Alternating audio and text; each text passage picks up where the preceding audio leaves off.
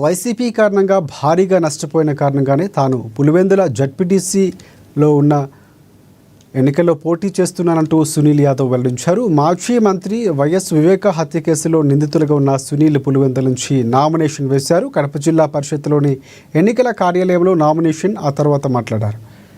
ఇక్కడ జడ్పీటీసీ సభ్యుడిగా ఉన్న తుమ్మల మహేశ్వరరెడ్డి మరణానంతరం జరుగుతున్న ఉప ఎన్నికల్లో వైసీపీ పోటీ చేస్తున్న కారణంగానే పోటీలో ఉన్నట్లు వెల్లడించారు. ఇక గెలుపు ఓటములు పక్కన పెడితే పోటీలో ఖచ్చితంగా ఉంటారని స్పష్టం చేశారు.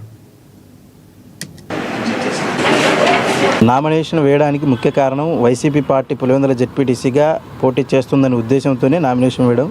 అయితే ఇక్కడ మహేశ్వర్ రెడ్డి అన్న వాళ్ళ చనిపోయిన తర్వాత ఒక సాంగ్యం ఉందంట, ఏదో నడుస్తుందంట, చచ్చిన వాళ్ళ వెనకల చనిపోయినటువంటి వాళ్ళ మీద పోటీ ఎవరు నిలబడరని అంటారు.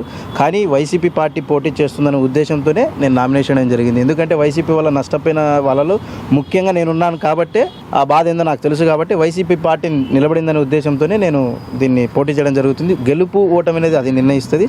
అయితే గెలుపు కోసమో ఓటమి కోసం పోరాటం లేదు. అక్కడ ఆ పార్టీ పోటీ చేసిన వాళ్ళు ఏ దాని మీదైనా ఏ ఎలక్షన్లైనా పోటీ చేసి